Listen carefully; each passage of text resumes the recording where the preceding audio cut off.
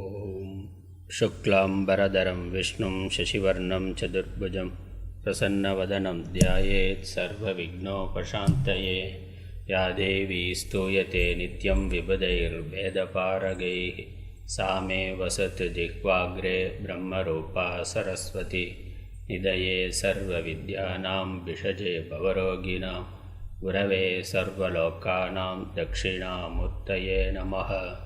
श्रीदक्षिणामूर्तिसुदेशिकेन्द्रं द्वैपायनं सूत्रकृतं मुनीन्द्रं श्रीशङ्करं भाष्यकृतं यतीन्द्रं मद्देशिकञ्चापि नमामि विद्यै.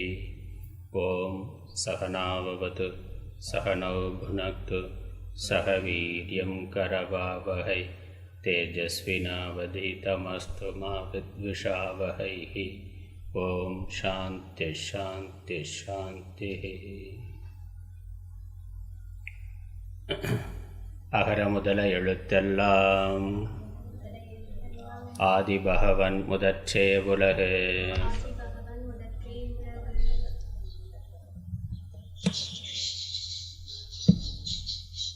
உள்ளம் தோறும் வள்ளுவம் என்ற தலைப்பிலே திருக்குறளில் உள்ள ஒவ்வொரு அதிகாரத்தினுடைய ஒவ்வொரு குறளினுடைய பொருளையும் சுருக்கமாக பார்த்து கொண்டு வருகின்றோம். பாயிரம் நிறைவு செய்திருக்கின்றோம். அறத்துப்பாலில் இல்லறவியல் நிறைவு செய்திருக்கின்றோம். அடுத்ததாக துறவறவியல். இந்த துறவறவியலில் 13 அதிகாரங்கள் இருக்கின்றன. இல்லறத்திற்கு பிறகு துறவறம். நம்ம வாழ்க்கையினுடைய புருஷார்த்தமாக அறம், பொருள், இன்பம், வீடு என்று நம்முடைய சாஸ்திரங்களில் வரையறுத்து சொல்லி இருக்கின்றது. வாழ்க்கையில் மனிதர்கள் எதை அடைய விரும்புகிறார்கள், எல்லா ஜீவர்களும் விரும்புவது என்ன என்பதை ஆராய்ந்து அதை வகைப்படுத்தி அறம், பொருள், இன்பம், வீடு என்று 4க்குள் சாஸ்திரம் சொல்லியிருக்கின்றது. 4ஆக பிரித்து சொல்லியிருக்கின்றது. அறம், பொருள், இன்பம் திருக்குறளில் ஒன்றொன்றுக்கும் தனித்தனி பால் என்று பார்க்கிறோம். அறத்துப்பால், பொருட்பால், இன்பத்துப்பால். இந்த 3 புருஷார்த்தங்களுக்கு 3 பால்கள். அதனுடைய விஷயங்கள் எல்லாம் விரிவாகவே திருவள்ளுவர் செய்திருக்கின்றார். 4ஆவதான வீடு அல்லது மோட்சம் என்பதற்கு தனியாக ஒரு பால், தனியாக ஒரு பிரிவு செய்யவில்லை. ஆனால் இல்லறத்திலேயே இந்த அறத்துப்பாலில் இல்லறம், துறவரம் என பிரித்து அதில் துறவறவியலை வீடு என்ற மோட்ச புருஷார்த்தத்திற்காக சொல்லியிருக்கின்றார். அதில் இந்த 4 புருஷார்த்தங்களில் அறம், பொருள், இன்பம் என்பது இவ்வுலக வாழ்க்கை, மறு உலக வாழ்க்கை, அதற்கு தேவையான சாதனங்களை சம்பாதிக்கிறதுக்கான வாழ்க்கை முறை.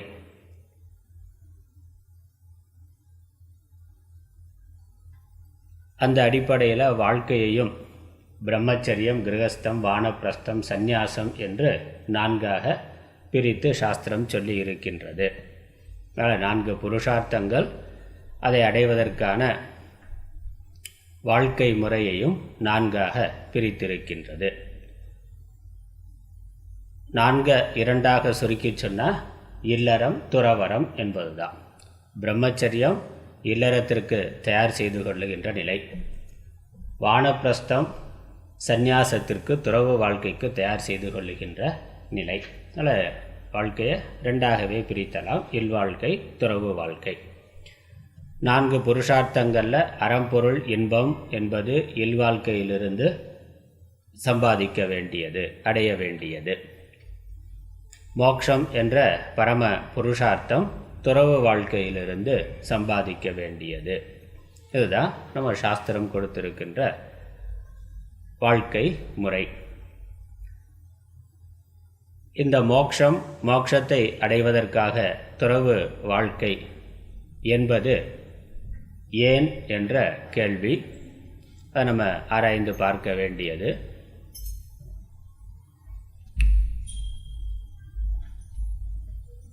மற்ற நாடுகளில், மற்ற கலாச்சாரங்களில் துறவு என்பது தனியாக, தனி வாழ்க்கை முறையாக இல்லை.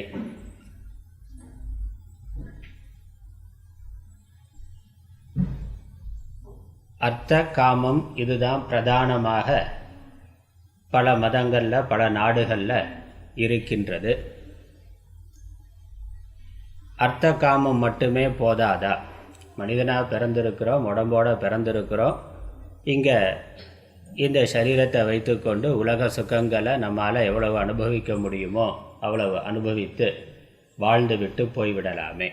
அப்படி அனுபவிக்கிறதுக்கு தேவையான பணத்தை சம்பாதிக்கிறது. அதில் இந்த ரெண்டு தான் இருக்குது.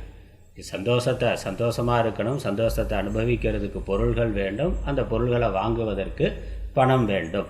அதனால் அதற்கு ஒரு தொழில் செய்ய வேண்டும், அதற்கு ஒரு அறிவு வேண்டும். அந்த அடிப்படையில் கல்வியானது இருக்கின்றது. இப்போ படிக்கிறது, வேலைக்கு போகிறது, பணம் சம்பாதிக்கிறது, பணத்தை வைத்துக்கொண்டு சரீர சுகங்களை, உலக சுகங்களை அனுபவிக்கிறது. இப்படித்தான் பலருடைய வாழ்க்கை போக்காக இருக்கின்றது. பல நாடுகளில், பல கலாச்சாரங்களில் இப்படித்தான் இருக்குது. ஆனால் நம்மளுடைய தர்மம் அதை வேறு விதமாக சொல்லுகின்றது.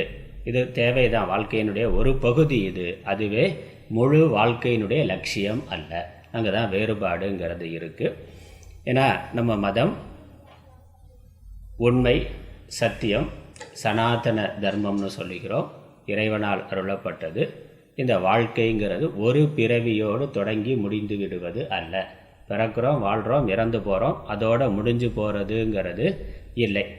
அப்படி இருந்தாக்கா இந்த அர்த்த காமம் மட்டும் போதும், இந்த உலகத்தில் இந்த சரீரத்தை வைத்துக்கொண்டு என்ன சுகத்தை அனுபவிக்கிறோமோ அது மட்டும் போதும் என்று ஓரளவு எடுத்துக்கொள்ளலாம்.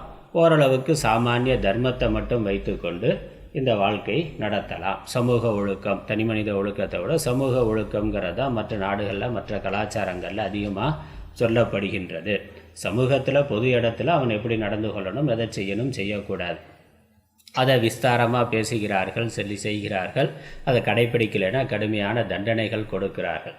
தனி மனித ஒழுக்கங்கிறது அது தனி மனித சுதந்திரத்தை சார்ந்தது.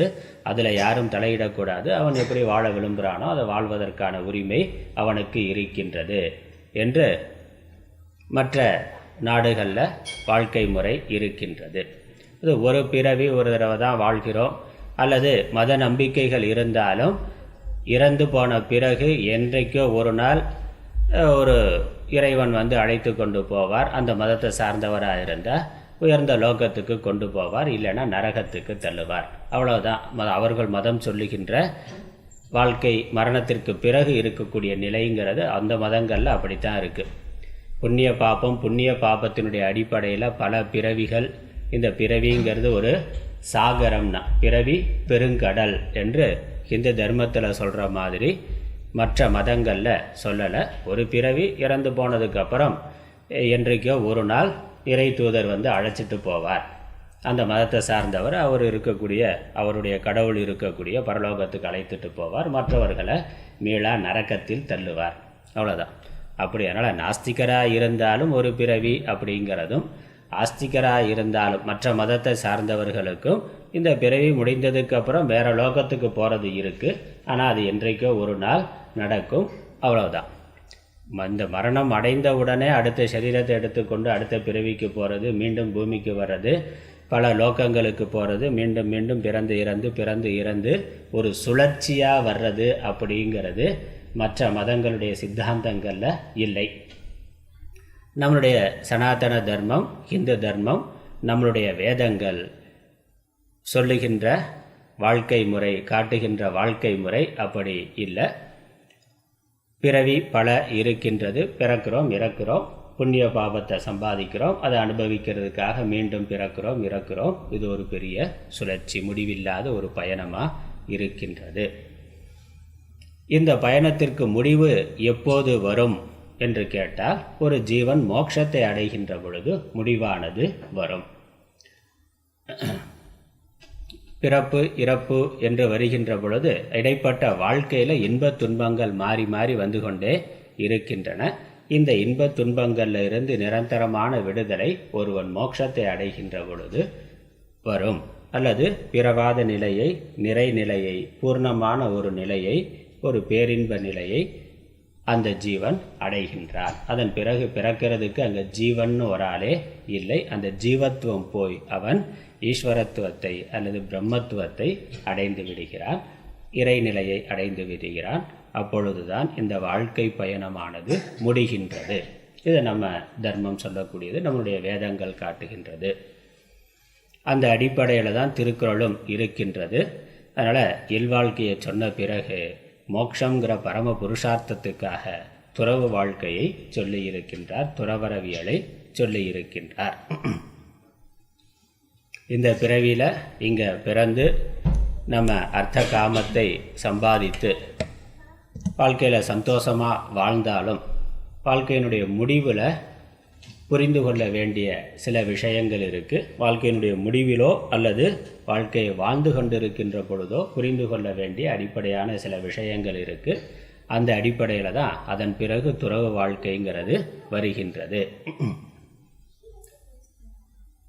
இந்த குடும்ப வாழ்க்கை, உலக வாழ்க்கை, அதில் இன்பம் துன்பம் மாறி மாறி வரும். புண்ணியம் நிறையா இருந்தால் சுகமாகவே இருக்கும். நல்ல வேலை, நல்ல கணவன் மனைவி, நல்ல குழந்தைகள், நல்ல பெற்றோர், நல்ல பொருளாதார நிலை, நல்ல அரசியல் சூழ்நிலை, இதெல்லாம் இருந்தால், நல்ல உடல்நிலை, இதெல்லாம் இருந்தால் வாழ்க்கையில் பெரும்பகுதி சுகமாக போகும்.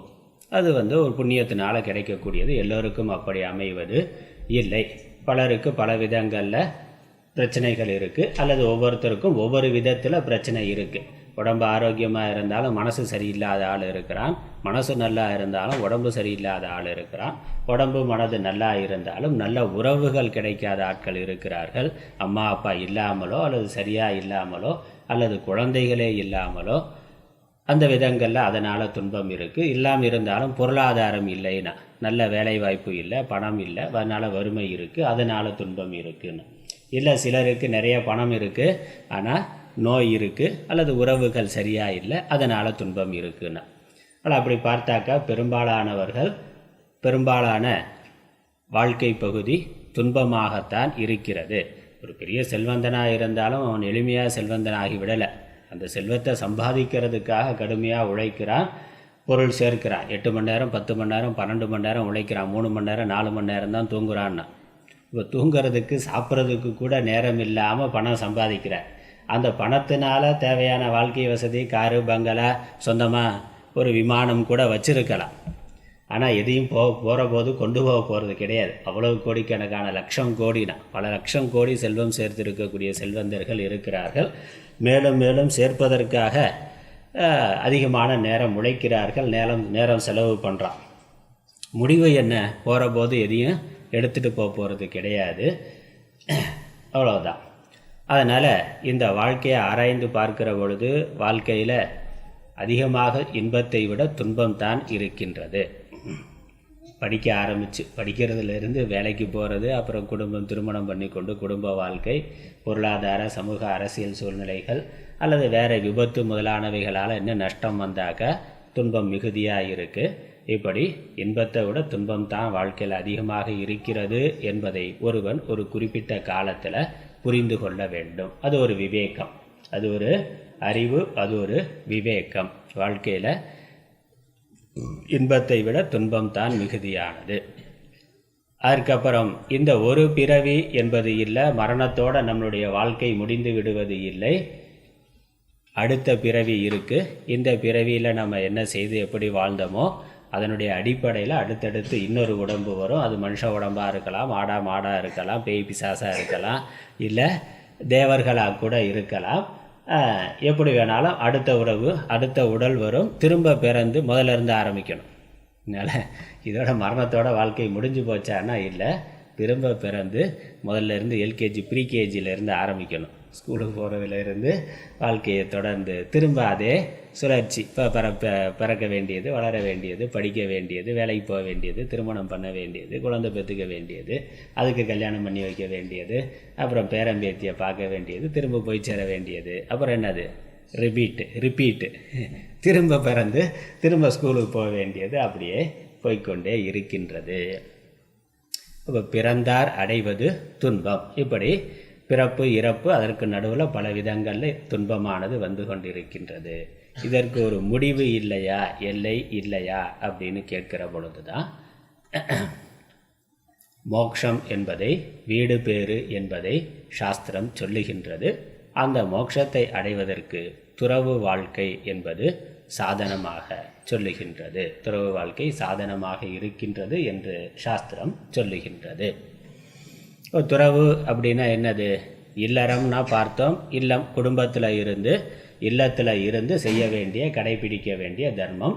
ஒரு ஆணும் பெண்ணும் சேர்ந்து திருமணம் செய்து கொண்டு குழந்தைகளை பெற்றுக்கொண்டு வாழ்க்கை வசதிகளோடு சுகமாக இருக்கிறது. இல்லறத்தில் இருந்து உலக இன்பங்களை அனுபவிக்கிறது. அது இல்லறம், இல்வாழ்க்கை. துறவு வாழ்க்கைனா என்னது?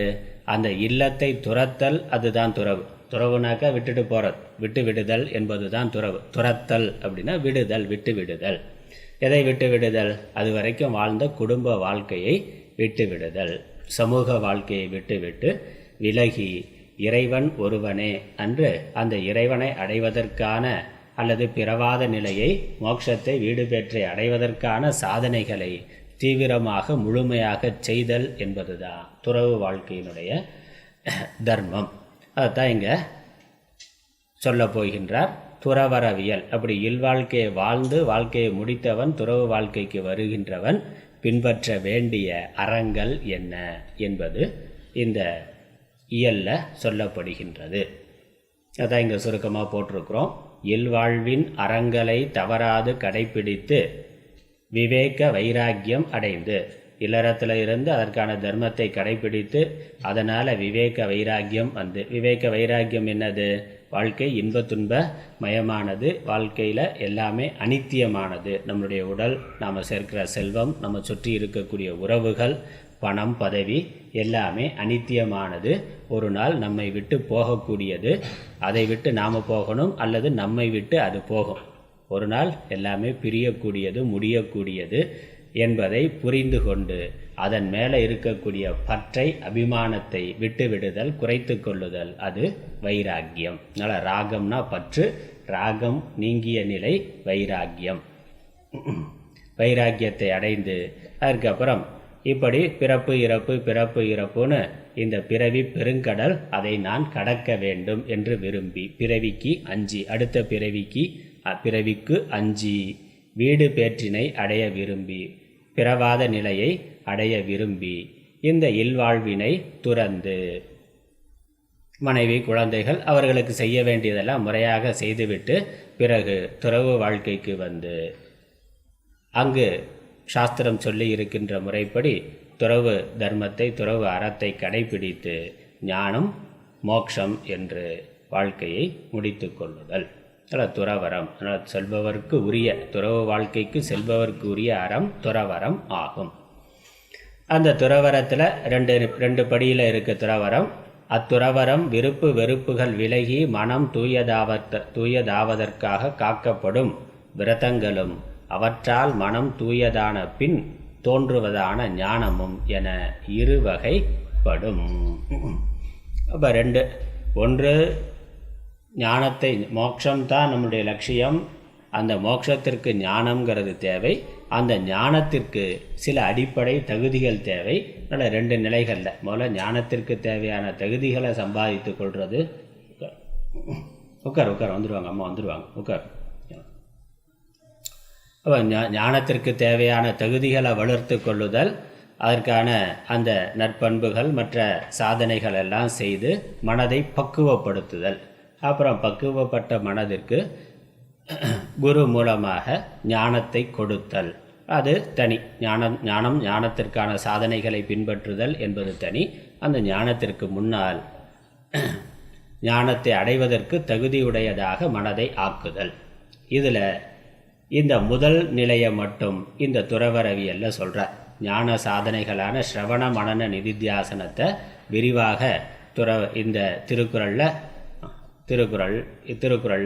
திருவள்ளுவர் சொல்லவில்லை. ஏன்னா இங்கே தர்மத்தை பிரதானமாக சொல்கிறது தான் அவருடைய நோக்கம், ஞான நூல் செய்வது அல்ல. அதனால் ஞான நூல்கள் வேறு தனியாக நிறைய இருக்கின்றன. இங்கே தர்மம் என்பது தான். அதனால் இல்லற தர்ம இல்வாழ்க்கையினுடைய தர்மத்தை சொன்ன பிறகு ஞான வாழ்க்கையினுடைய துறவு வாழ்க்கையினுடைய தர்மத்தை, அதிலேயும் முதல் நிலை தர்மத்தை மட்டும் சொல்லுகின்றார்.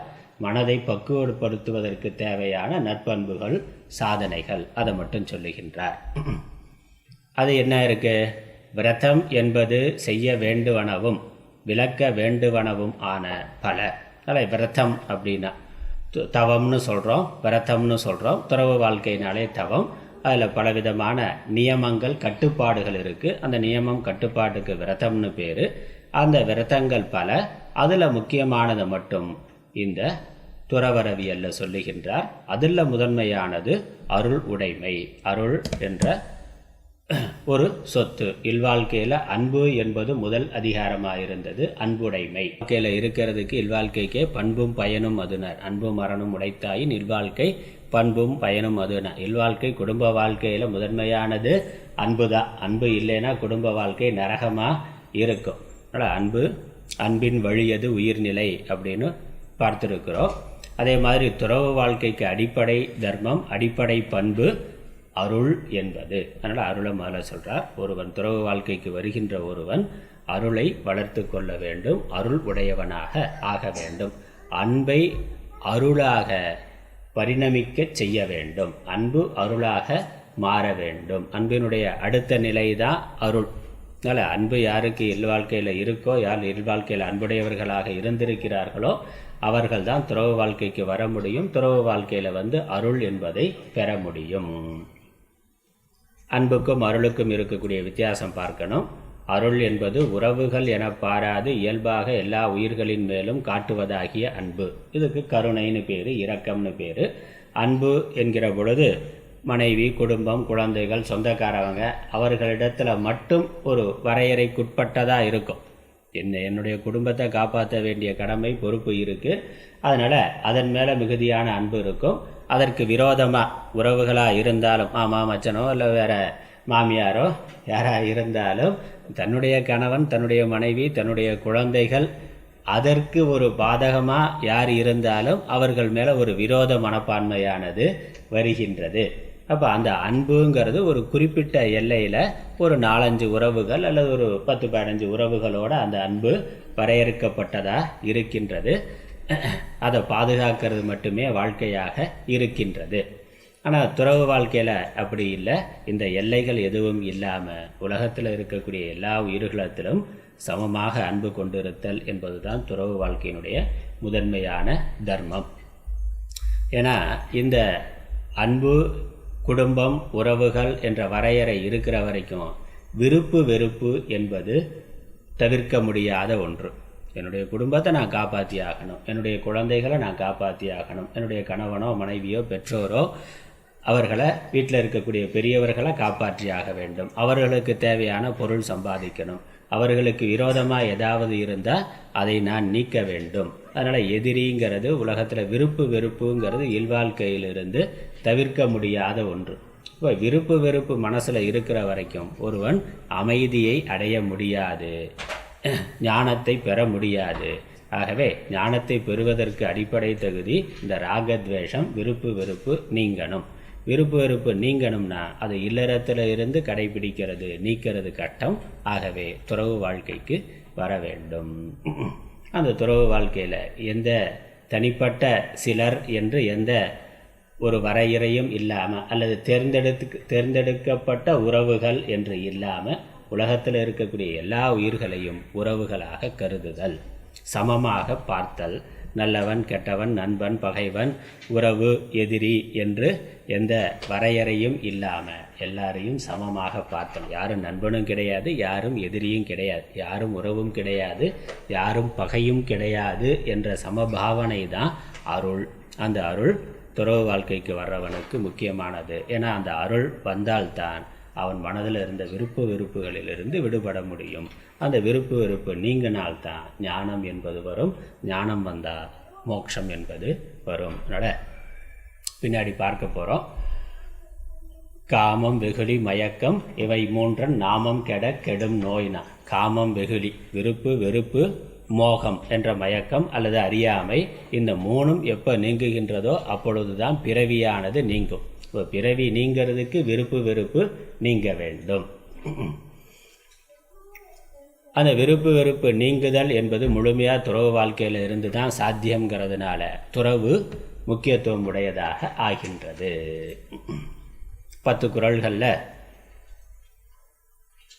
துறவினுடைய தர்மங்களை இந்த அருள் என்பதனுடைய சிறப்புகளை சொல்கிறார். முதல் 2 குறளில் அருளுடைய சிறப்பு சொல்லப்படுகின்றது.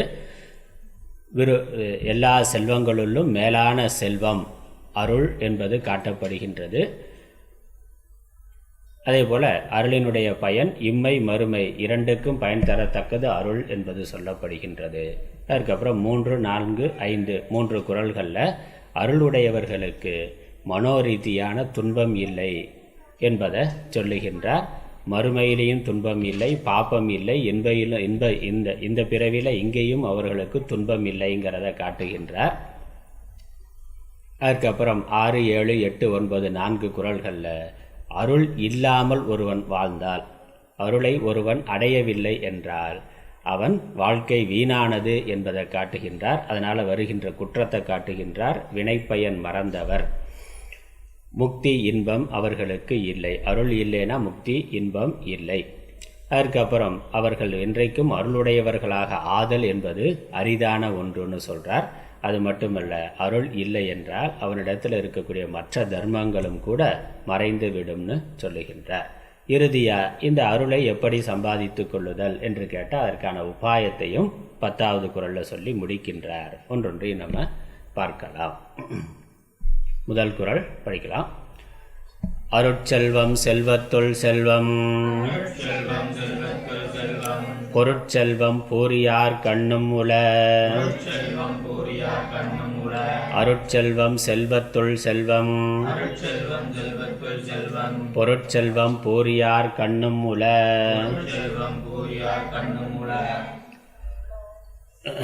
செல்வம் செல்வத்துள் செல்வம். செல்வம்னா நமக்கு நம்ம இடத்துல இருக்கக்கூடிய உடைமை ஏற்கனவே பார்த்துருக்குறோம். அன்புடைமை, பண்புடைமை, ஒழுக்கமுடைமை. இந்த உடைமைகள்லாம் செல்வம், சொத்து. நம்ம இடத்துல இருக்கக்கூடிய சொத்து நமக்கு எது மகிழ்ச்சியை தருமோ, சந்தோஷத்தை தருமோ, நன்மையை தருமோ அதெல்லாம் செல்வம். அது எல்லாமே சொத்து தான். அறிவுங்கிறது ஒரு சொத்து, அன்புங்கிறது சொத்து, நல்லொழுக்கங்கிறது சொத்து, அடக்கமுடைமைன்னு பார்த்தோம், அடக்கங்கிறது சொத்து.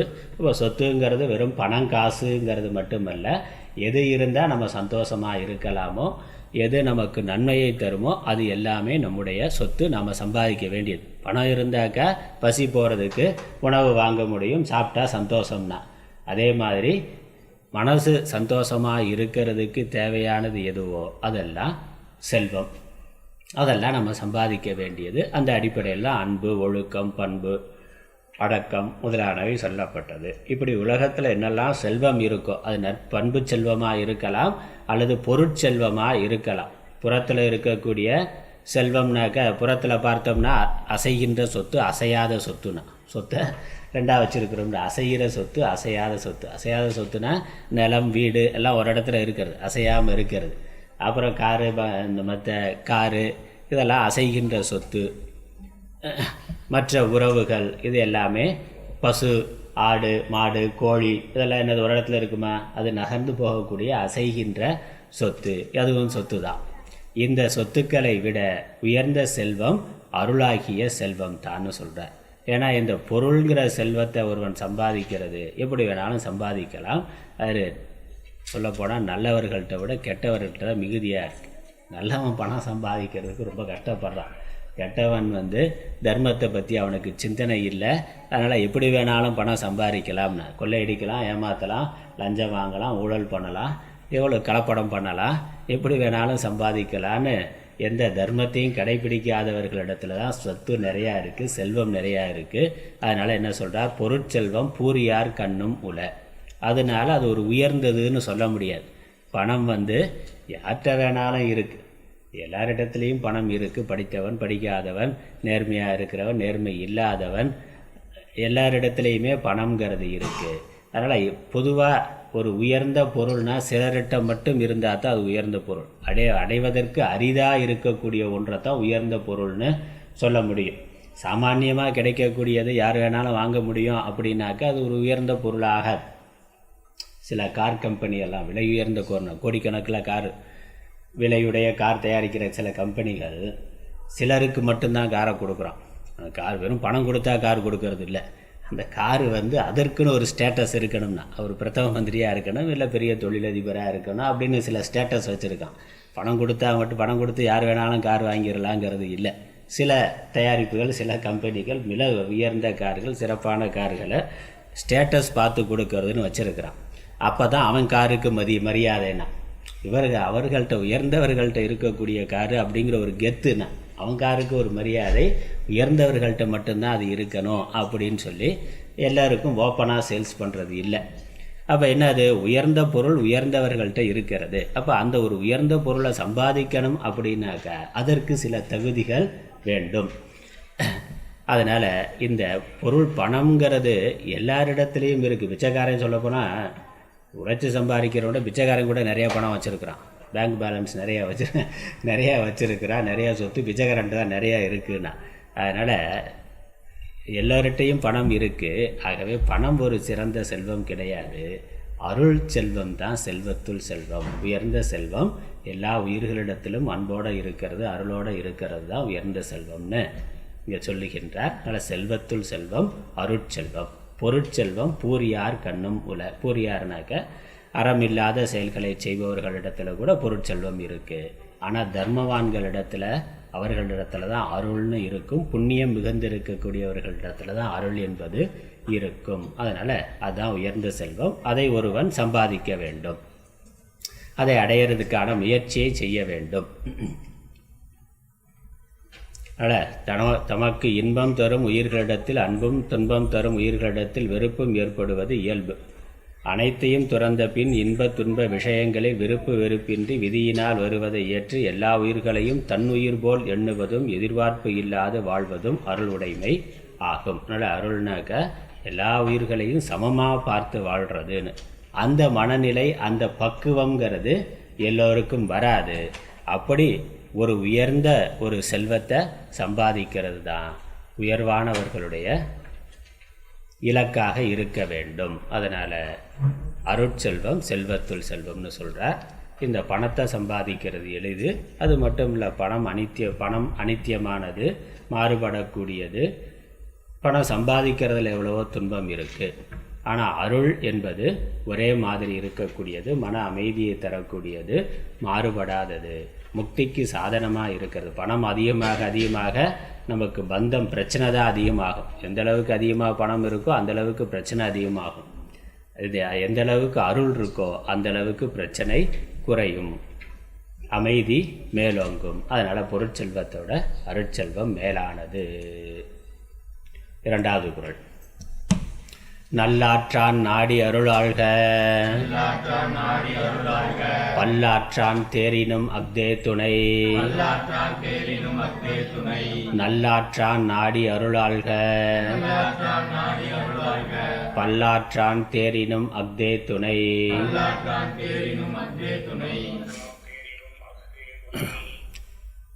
எப்படி நம்ம ஆராய்ந்து பார்த்தாலும், எல்லா மத நூல்களை ஆராய்ந்து பார்த்தாலும், எந்த கோணத்தில் ஆராய்ந்து பார்த்தாலும் அருள் தான் மேலானது என்பது தெரிகின்றது. அதனால் மதங்களுக்குடைய தத்துவ விஷயங்களில் வேறுபாடு இருக்கலாம். ஆனால் எல்லா மதங்கள்லேயும் பொதுவாக இருக்கக்கூடிய ஒரு அம்சம் அருள் என்பது. அன்பே சிவம்னு பார்க்குறோம். அன்பே, லவ் இஸ் காடுனா எல்லா மதத்துலேயும் அதை சொல்கிறான். எல்லா உயிர்களிடத்துலையும் அன்போடு இருக்கணுங்கிறது. அப்புறம் வேறு இடங்களில் மாறுபாடு இருக்கும். ஆனால் அன்புங்கிறது பொதுவான ஒரு தர்மமாக, அருள் என்பது பொதுவான ஒரு தர்மமாக பல மதங்கள், எல்லா மதங்களும் சொல்லுகின்றன. அப்புறம் எல்லா நியாயங்களை வைத்துக்கொண்டு எப்படி யோசித்து பார்த்தாலும் அருளே மேலானது. ஆகவே ஒருவன் அருளை அடைய வேண்டும். அதாவது இந்த பிறவிக்கு பணம் பயன்படலாம், ஆனால் மேல் உலகங்களுக்கு, அடுத்த பிறவி உயர்ந்த நிலைகளுக்கு செல்லுகின்ற பொழுது அங்கு பணம் துணைக்கு வராது. அருள் தான், அருளால் கிடைக்கக்கூடிய புண்ணியம் தான் நமக்கு துணைக்கு வரக்கூடியது.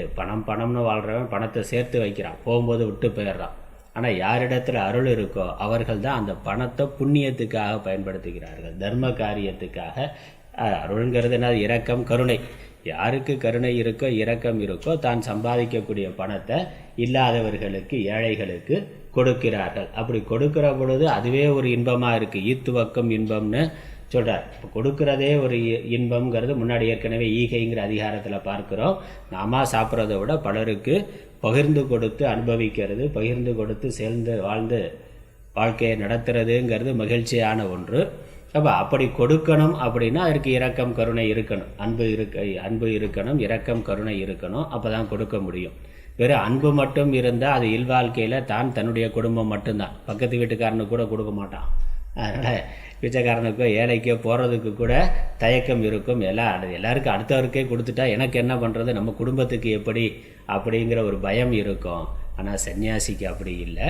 உலகத்தில் இருக்க எல்லா உயிர்களையும் சமமாக பார்க்கிறார், எல்லாரிடத்திலும் அன்பு செலுத்துகின்றார்.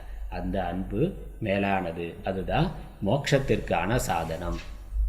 அதனால் அது துணை அப்படிங்கிற பொழுது மோட்சத்திற்கு துணையாக வரக்கூடியது அருள் தான். அடுத்தது 3வது குறள். அருள் சேர்ந்த நெஞ்சினார்க்கு இல்லை, இருள் சேர்ந்த இன்னா உலகம் புகழ். அருள் சேர்ந்த நெஞ்சினார்க்கு இல்லை, இருள் சேர்ந்த இன்னா உலகம் புகழ். அருள் இருக்கக்கூடியவர்கள் நரகலோகத்துக்கு போகிறது இல்லைன்னு சுருக்கமாக சொன்னால் அதான். இருள் சேர்ந்த இன்னா உலகம்னா இன்னான துன்பம், துன்பம் இருக்கக்கூடிய உலகம், இருள் நிறைந்திருக்கக்கூடிய, துன்பம் நிறைந்திருக்கக்கூடிய உலகத்தை சென்று சேர்தல் என்பது அருள் உடையவர்களுக்கு இல்லை. அவர்கள் நரகலோகத்துக்கு போகமாட்டாங்கன்னு. ஒன்று பிறவாத நிலை மோட்சத்தை அடைவார்கள். மோட்சத்தை அடையலைனாலும் உயர்ந்த புண்ணிய லோகங்களுக்கு தான் அருள் இருக்கிறவன்.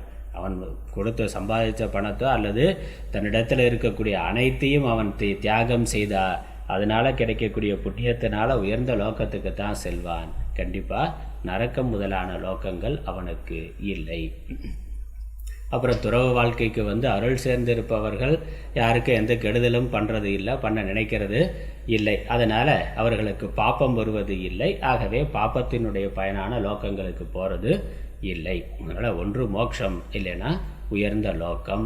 இதுதான் அவர்களுக்கு பலனாக கிடைக்கும். அடுத்தது மண்ணுயிர் ஓம்பி அருளாழ்வார்க்கு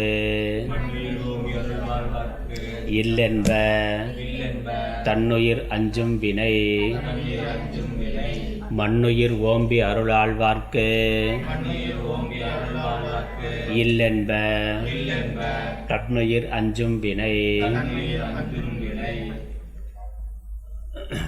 இதே கருத்து தான். இந்த பூமியில் உலகத்தில் வாழுகின்ற வரைக்கும் மற்ற உயிர்களை அன்பு செலுத்தி அருள் கொண்டு பாதுகாத்து இரக்கம் கருணையோடு வாழ்கின்றவர்களுக்கு தனக்கு அச்சத்தை தருகின்ற பாப்பமானது ஏற்படுவது இல்லை. தன் உயிர் அஞ்சும் வினை, தனக்கு பயத்தை உண்டு பண்ணுகின்ற பாப்பமானது ஏற்படுவது இல்லை.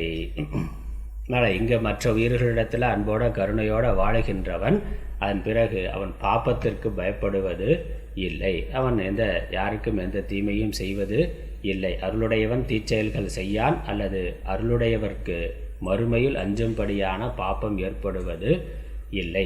2 கருத்து. ஒன்று, தன்னுயிர் அஞ்சும் வினைனா தனக்கு பின்னாடி பாப்பமாக ஆகின்ற பாப்பச் செயல்களை செய்வது இல்லை. அவன் எந்த பாப்ப காரியத்தையும் பண்ண மாட்டான். ஏன்னா தன்னை மாதிரியே எல்லோரும் நினைக்கிறான். நான் துன்பத்தை விரும்பவில்லைன்னா எந்த உயிரினமும் துன்பத்தை விரும்பவில்லை. ஆகவே நான் யாருக்கும் துன்பம் செய்ய மாட்டேன் என்று இருக்கிறான். பாப்ப காரியங்களை, துன்பத்தை தருகின்ற செயல்களை செய்கிறது இல்லை. அதனால் அவனுக்கு பாப்பங்கிற பலனானது ஒரு பொழுதும் வருவது இல்லை. இப்போ இல்வாழ்க்கையில் இருக்கிற பொழுது நிறையா பணம் சம்பாதிக்கிறான், நிறையா தான தர்மங்கள் பண்ணுறான், அதனால் புண்ணியம் வருவதற்கு வாய்ப்பு உண்டு. ஆனால் துறவு வாழ்க்கைங்கிற பொழுது எல்லா உடைமை சொத்து எல்லாத்தையும் தியாகம் பண்ணிட்டு போயிடுறான். அங்கே போய் அவன் சோசியல் சர்வீஸ் பண்ணுறதெல்லாம் இல்லை, அல்லது தான தர்மங்கள் துறவு வாழ்க்கையிலேருந்து பண்ணுறது இல்லை. ஏன்னா அவனை எதுவும் வச்சுக்கலையே, எதுவும் வச்சுக்காமல் இருக்கிறது தான் துறவு. இப்போ கால மாற்றத்தில் நிறைய அறப்பணிகளெல்லாம் ஆசிரமங்களில் இருந்து சன்னியாசிகள் செய்கிறார்கள்.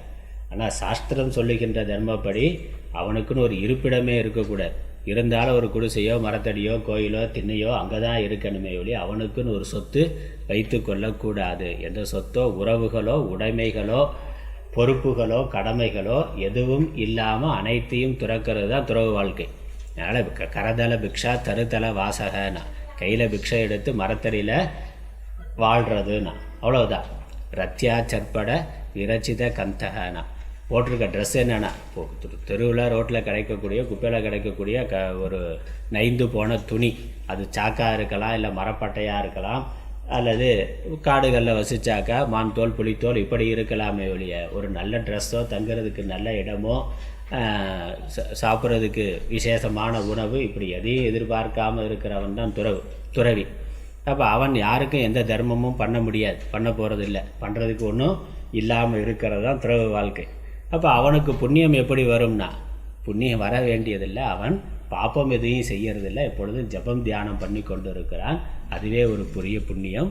அதனால் அவனுக்கு பாப்பம் என்பது இல்லை. பொருள் கொடுத்து புண்ணியத்தை சம்பாதிக்கிறதில்ல, அவன் பண்ணுகின்ற ஜபம் தியானம் மற்ற ஆச்சார அனுஷ்டானங்கள் சாஸ்திரம் அதுவே அவனுக்கு உயர்ந்த நிலையை கொடுக்கும். ஆகவே அவனுக்கு பாப்பங்கிறது இல்லைன்னு சொல்கிறார். அடுத்த குறள், அல்லல் அருளாழ்வார்க்கு இல்லை வழி வழங்கு மல்லல் மாஞாலங்கரி. அல்லல் அருளாழ்வார்க்கு இல்லை வழி வழங்கு மல்லல் மாஞாலங்கரி. அருளாழ்வார்க்கு அல்லல் இல்லை.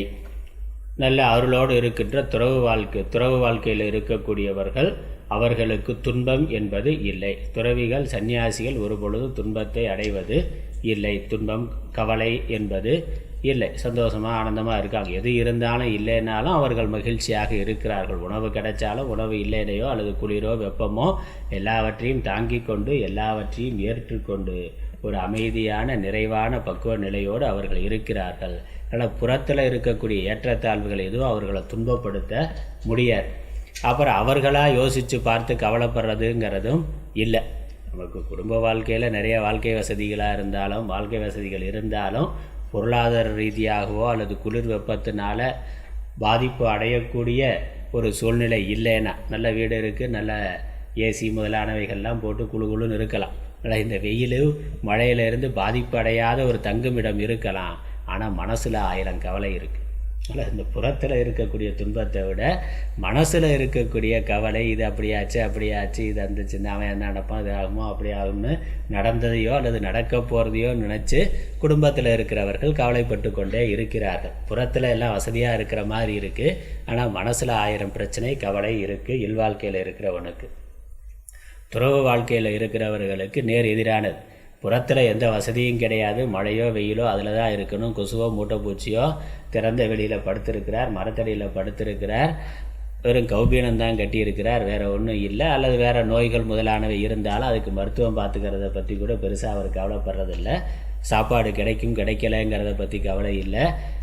அது புற ரீதியாக அதில் எவ்வளோ ஏற்றத்தாழ்வு இருந்தாலும் மனசில் அவருக்கு கவலைப்படுறதுக்கு விஷயம் இல்லை, எதை குறித்து அவர் கவலைப்படுவது இல்லை. அதனால் அந்த அருள் நிறைந்த மனது இருக்கிறவர்களுக்கு துன்பம் என்பது இல்லை. அதற்கு இந்த உலகமே சான்றுன்னு. அப்போ உலகத்தில் ஏற்கனவே துறவிகளாக இருப்பவர்கள் அவர்களுடைய வாழ்க்கை முறையே சான்று. அவ்வளோதான். எத்தனையோ காலகாலமாக இந்த தேசத்தில் இருந்திருக்கிறார்கள்.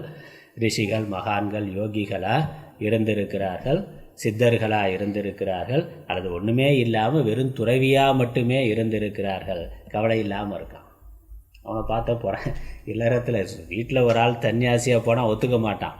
ஆனால் சன்னியாசிகளை பார்த்த நமஸ்காரம் பண்ணுறான். என்னன்னா நிம்மதியாக இருக்கிறார், கவலை இல்லாமல் இருக்கிற, உனக்கு என்னையா பொண்டாட்டியா பிள்ளையா நிம்மதியாக ஆனந்தமாக இருக்கிறேன்னா. அப்படி துறவிகள் கவலைப்படுவது இல்லை.